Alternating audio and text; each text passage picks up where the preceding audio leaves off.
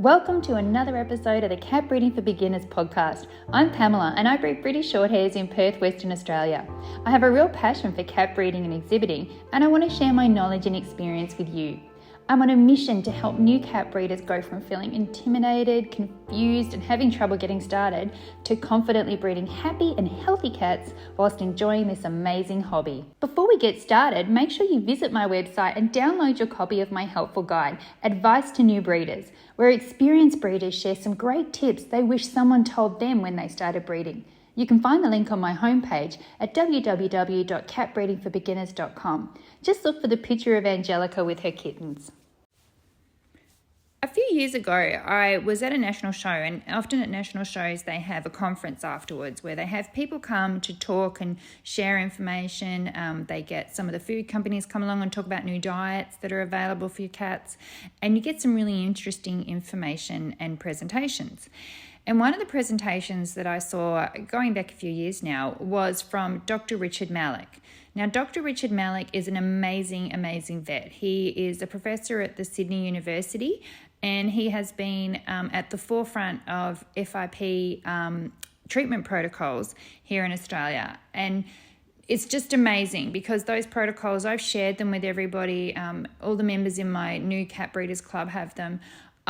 They have been updated regularly, and we've got really amazing breakthroughs in terms of treating cats for FIP. And Dr. Richard Malik has been really working on that really hard here in Australia. And he's a really good public speaker. If you ever get a chance to listen to him speak, it's really worthwhile because he's a really interesting guy to listen to and he presents really well.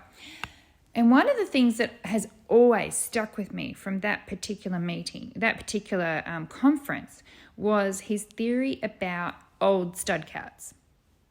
So old stud cats. I talk a lot about when you have breeding cats and you're no longer breeding from them, that you should retire them to a really wonderful pet home.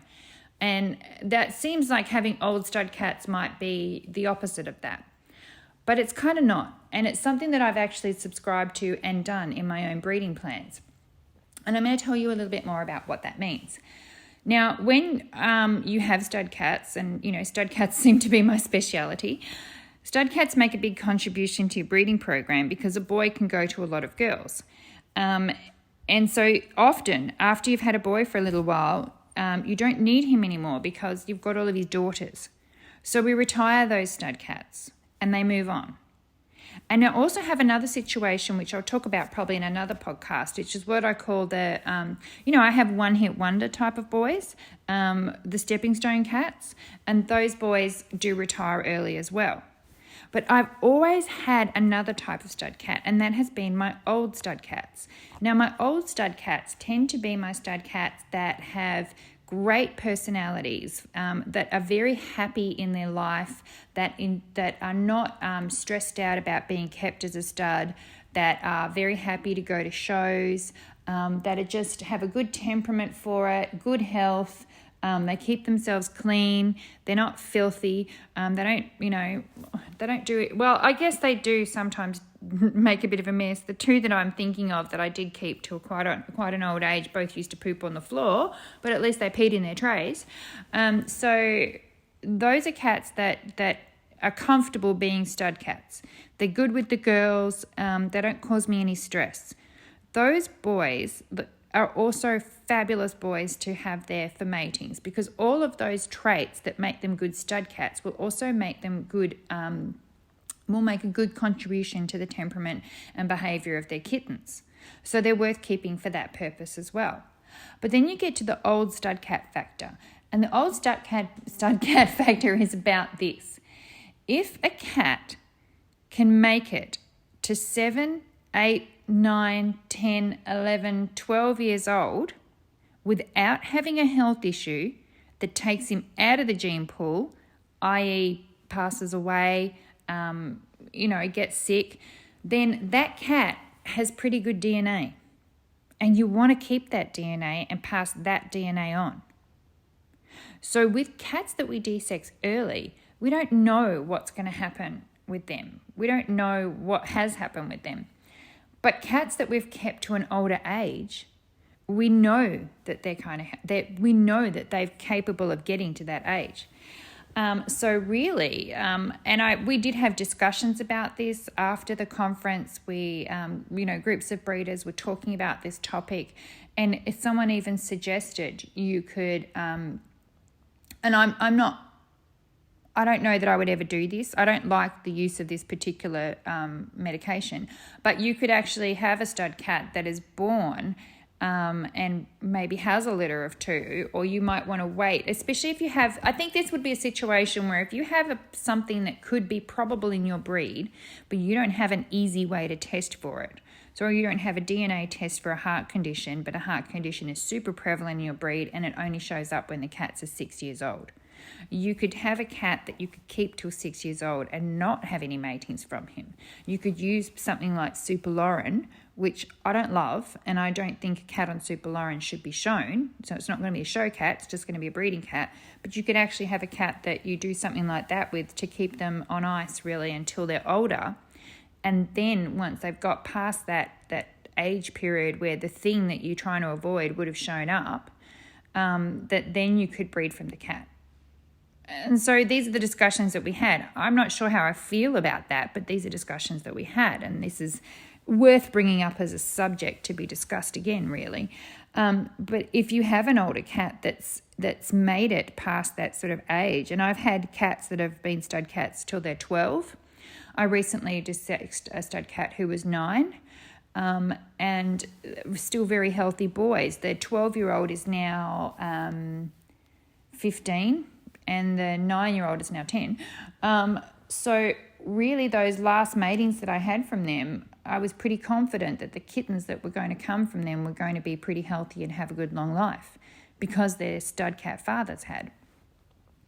And so that's a way of getting some extra DNA into your breeding gene pool that is proven to be of value in terms of the longevity of the cat's life.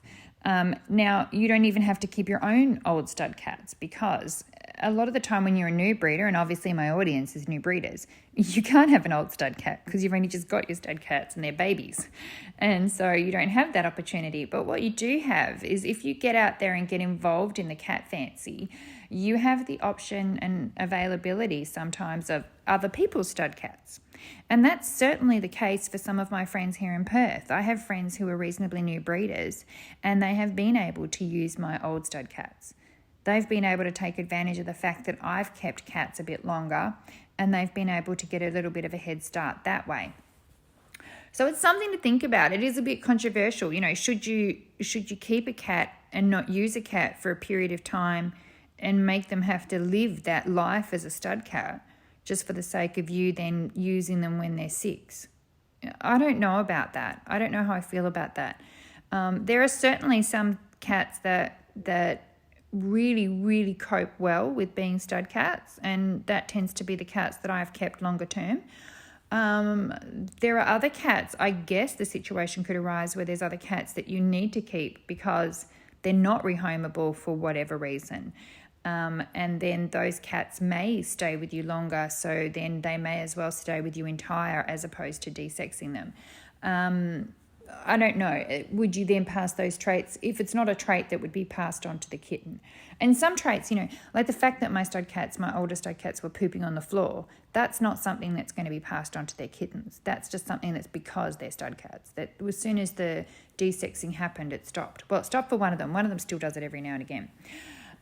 So, there's some things to think about there, and it's a bit of an interesting discussion and a conversation. And I think I'd love to hear from other people what they think about this, because it's not something I've heard discussed for a few years now. But the idea of keeping cats till they're a bit older and, then using that as a way to tell that they've actually got healthy genes, it's just something to think about. And I'd love to hear your comments on this. I'd love to hear your thoughts on that. I know that a lot of established breeders listen to my podcast as well. So if you've got maybe some personal stories to share about what you've done in terms of keeping older studs, I'd love to hear about that too. My own personal experience is I have a mix. I have boys that are older. I have boys that are younger. I have ones I desex early. I have ones I desex late. I don't subscribe to a hard and fast rule that says you should or shouldn't do this. So that's a topic maybe to have a little bit of a thought-provoking topic for you today, and I hope you enjoyed that and have some thoughts of your own. I'd love to hear them. If you've got any comments or questions, just comment here, or you can find me on my socials. Just look up Cat Breeding for Beginners. I'm on Instagram, I'm on Facebook, and now I'm on TikTok if you want to find me there as well. Okay, bye guys. Thanks for listening. Make sure you visit www.catbreedingforbeginners.com, where you can find articles, guides, courses and more. Plus, make sure you check out my amazing New Cat Breeders Club. It's a supportive space where new cat breeders can learn, share and help each other. I only take new members a few times a year, so sign up to make sure you don't miss out.